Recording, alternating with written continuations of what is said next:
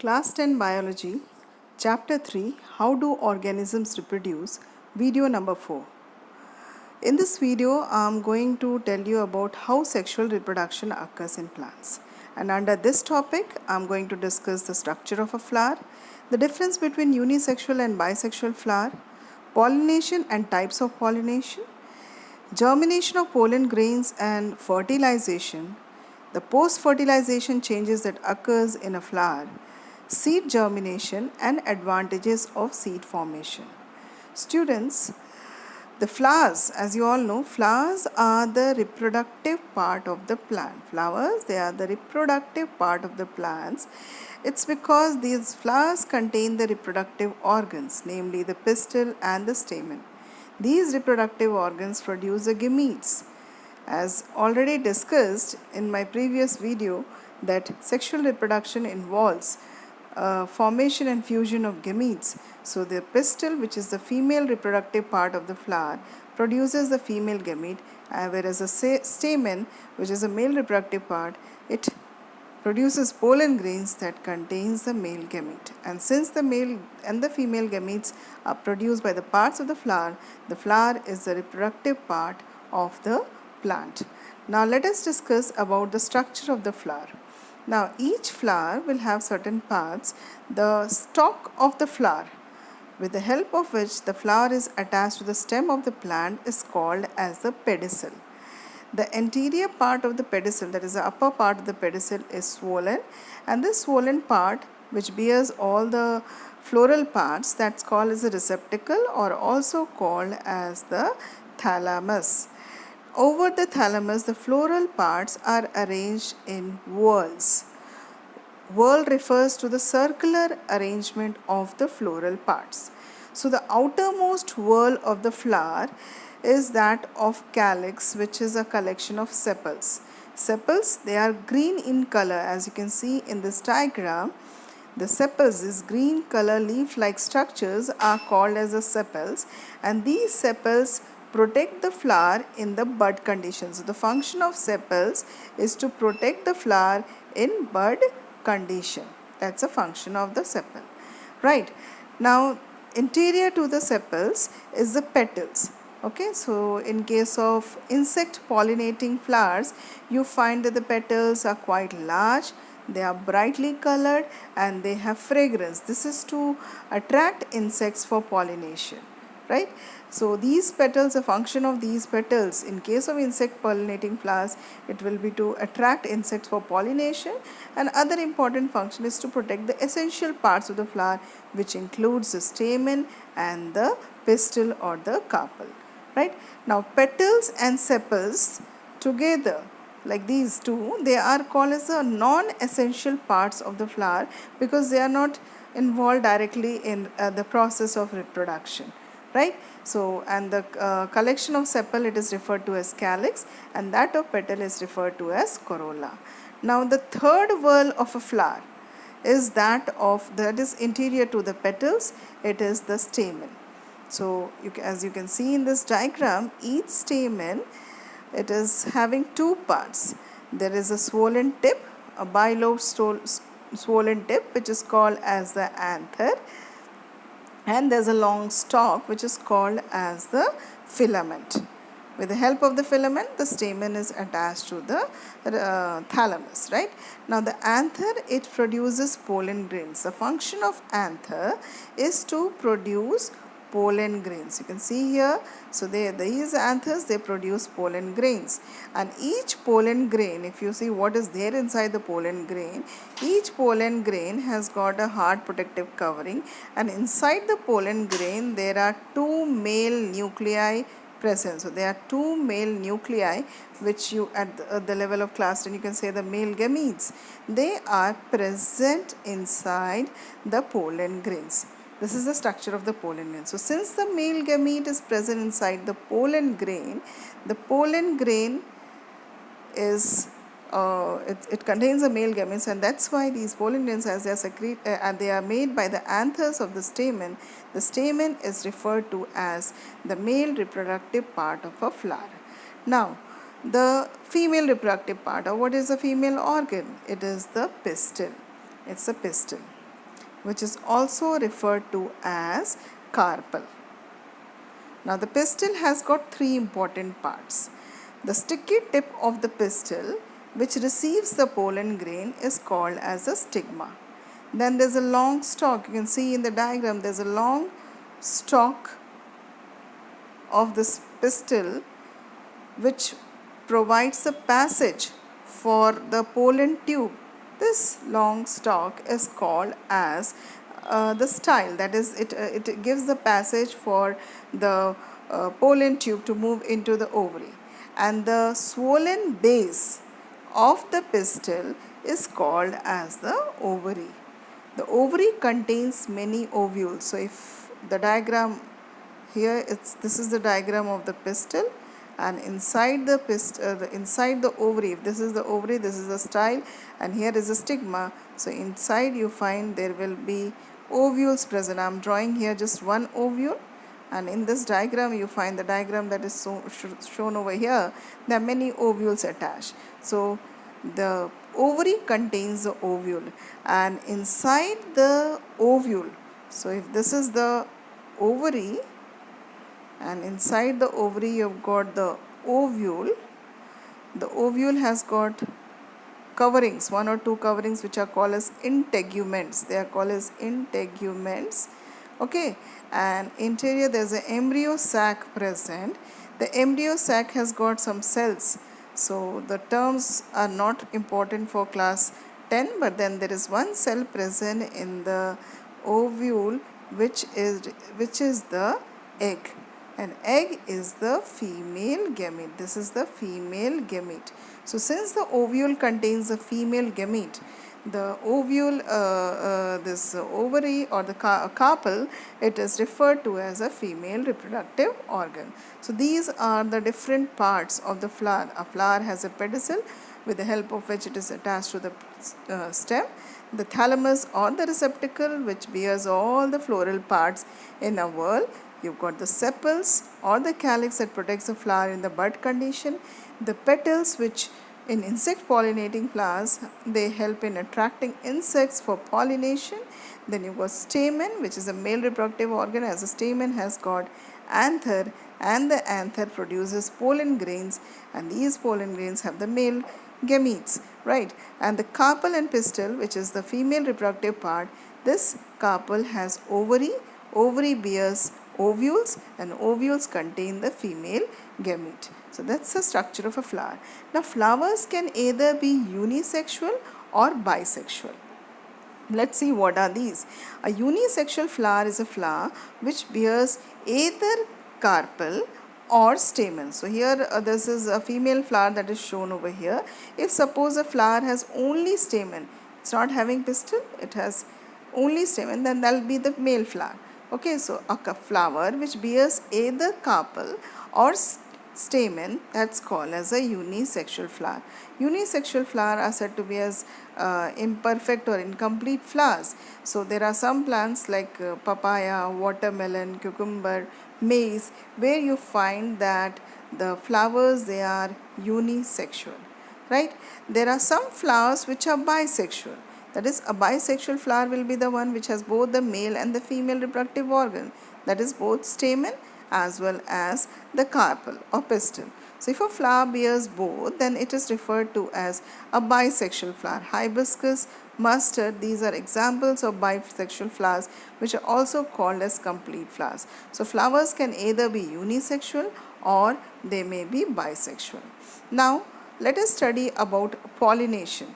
Now for sexual reproduction, as already discussed, that sexual reproduction involves formation and fusion of gametes, and in the flower, as I have said you, that the male gamete is present in the pollen grain, whereas the female gamete is present in the ovule.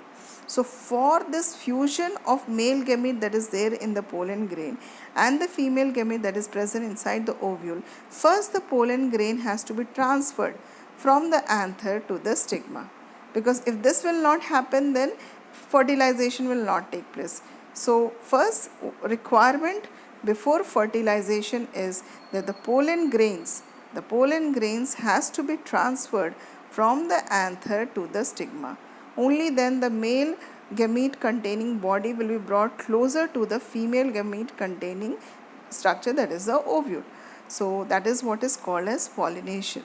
So pollination refers to the transfer of pollen grains from the anther to the stigma, and pollination is of two types: self pollination, as it is shown in this diagram. You can see here, when the pollen grains falls from the anther of a flower to the stigma of the same flower. So from the anther to the stigma of the same flower, or from the anther of a flower to the stigma of another flower on the same plant. It should be the same plant. Then that type of pollination is referred to as self-pollination, transfer of pollen grains from the anther to the stigma of the same flower or another flower on the same plant. That is what is called as self-pollination. Now, what is cross-pollination? If suppose the pollen grains are transferred from the anther of a flower to the stigma of another flower present on another plant, but of the same kind. It should be of the same kind. It should not be like pollen grains from the anthers of mango flower falls on the stigma of, say, guava flower. Then fertilization, the gametes will be incompatible and they will not fuse, and there won't be the process of fertilization will not be possible.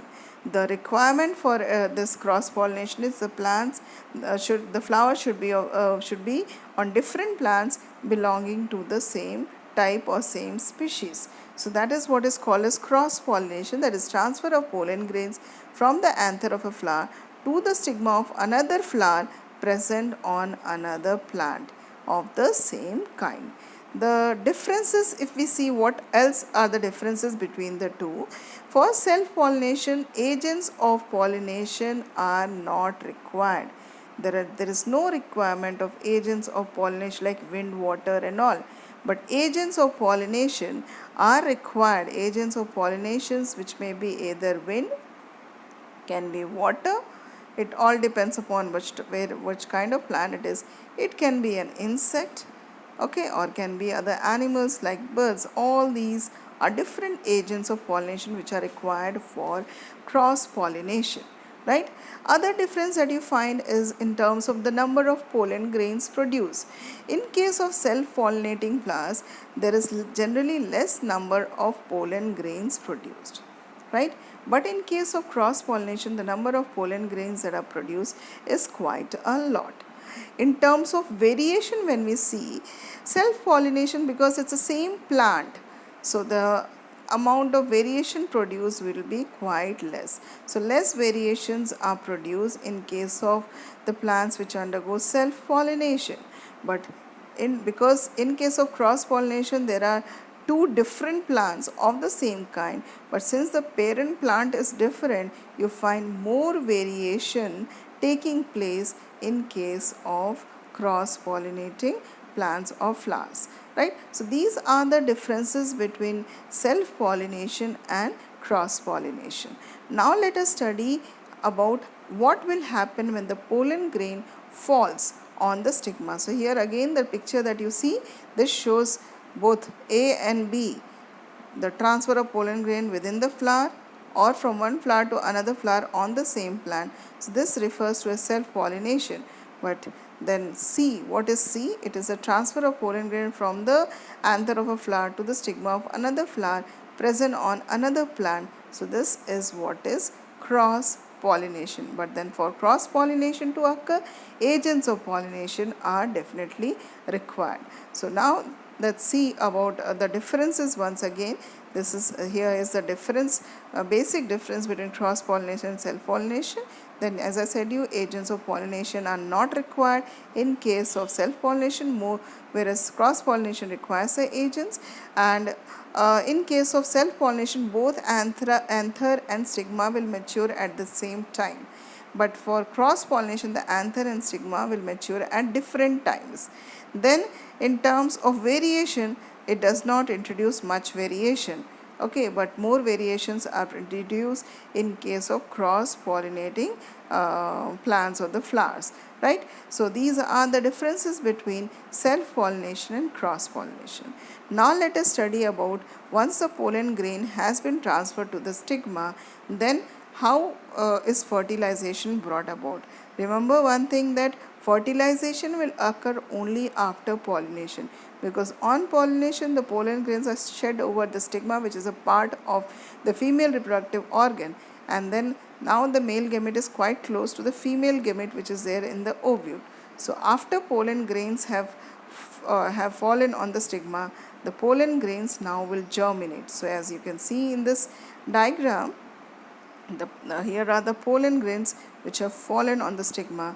The pollen grains now germinate and produce a tube. This tube that the pollen grain produce is called as the pollen tube. This is called as the pollen tube. And within the pollen tube, like if you I've already told you what does the pollen grain contain. It has got, in fact, inside the pollen grain you've got 3 cells. There's a tube cell, there are 2 male nuclei also present. These are the male nuclei or the male gamete. So this tube cell is going to produce a pollen tube.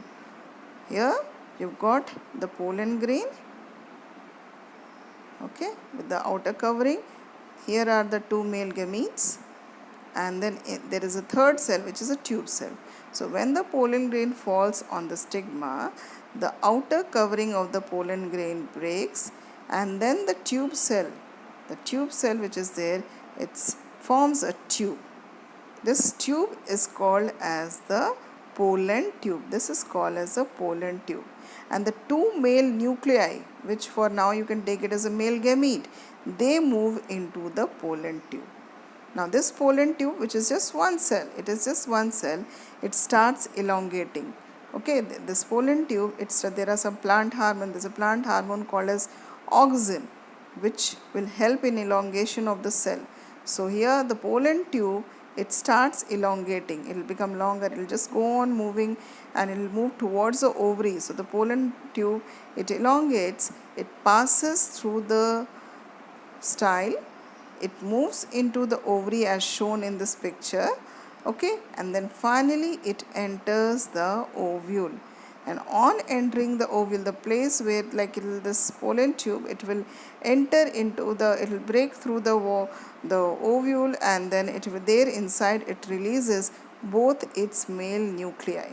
So both the male nuclei or the male gamete are released inside the ovule, inside the embryo sac of the ovule. And after this, once the male gamete has been, or the male nuclei has been released, fertilization will take place. So here this is a diagram that is there in your NCERT book, and here you can see how the pollen tube, it is moving into the ovary, and then it reaches the end, you see here, and after reaching the ovule, the tip of the pollen tube will burst open, and the male gametes are released inside. When you take a proper look of the ovule, you will find that the ovule has got an embryo sac, and the embryo sac, on the top there are 3 cells present. These 3 cells are called as antipodals, but then this is to be learnt in class 12. It's not there for class, and there are 3 cells at the bottom also. Of this 3 cell, there is 1 egg or the female germ cell. The female germ cell is also called as ovum, or it is also called as the egg. And in the center there is a central cell present, right?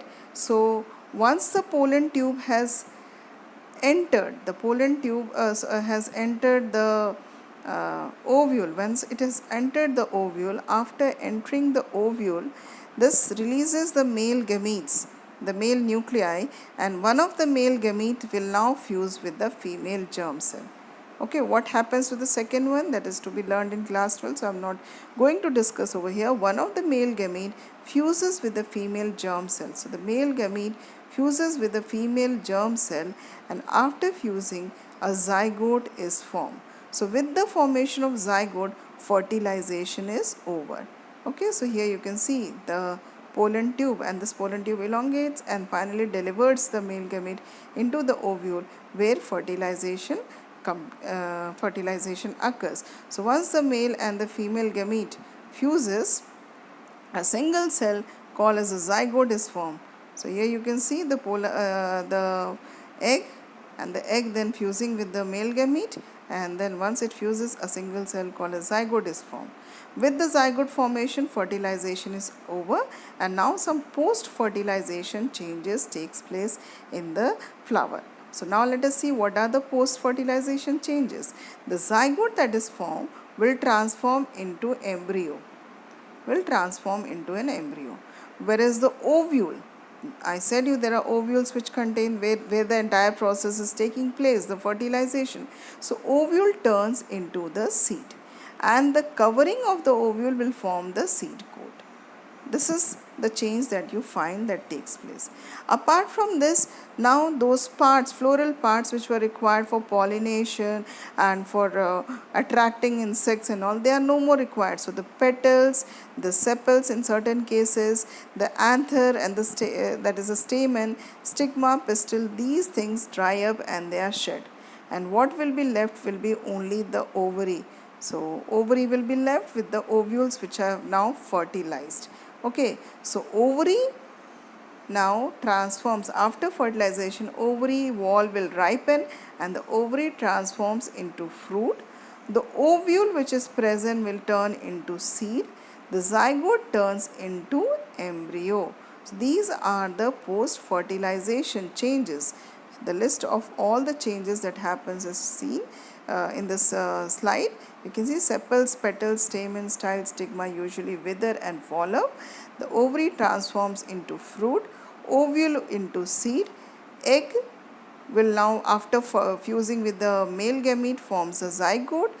Okay, there are other terms that are there, but that's not required. The outer integument of ovule will turn into the seed coat. So these are the transformation that occurs in the flower. And after this, after the post fertilization changes, you have in place of ovary there will be fruit present bearing the seeds. So now let us study about the parts of a seed. Now each seed, if you like the seeds, when we talk about seeds, there are two types, because plants are of two types. You've learned in class 9 that the plants may either be monocot or they may be a dicot. Plants can either be monocot or dicot. A monocot, here the structure of the two types of seeds are seen. Corn or maize is an example of monocot, and in monocots you find the number of cotyledon present is only one, whereas in case of dicots there are two cotyledons present, right? So accordingly, like the plant seeds can either be monocots or dicots. Now coming to the structure of a seed, here we have got a dicot seed. Each seed has got a seed coat. There is a coat present. I said you the covering or the integuments of the ovule turns into the seed coat, which is generally two layered, right? And inside the seed, when the seed coat is open, you will find inside, you will find there will be the embryo, which has got a just have a look at the diagram. You've got the embryo inside, has got an embryonal axis, and this embryonal axis at the tip you find there is a plumule or the future shoot present. The future shoot is a one, like when the seeds germinate, it is the plumule which will be transforming into shoot. So it develops into the shoot. The other end of the embryonal axis, you've got the radicle, and radicle develops into root on germination. And at the node of this embryonal axis there are cotyledons attached, which in case of dicots there are two.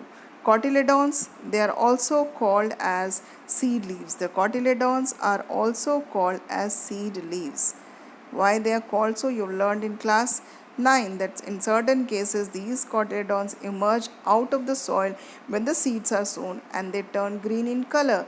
That's why they are referred to as seed leaves also. These cotyledons store food.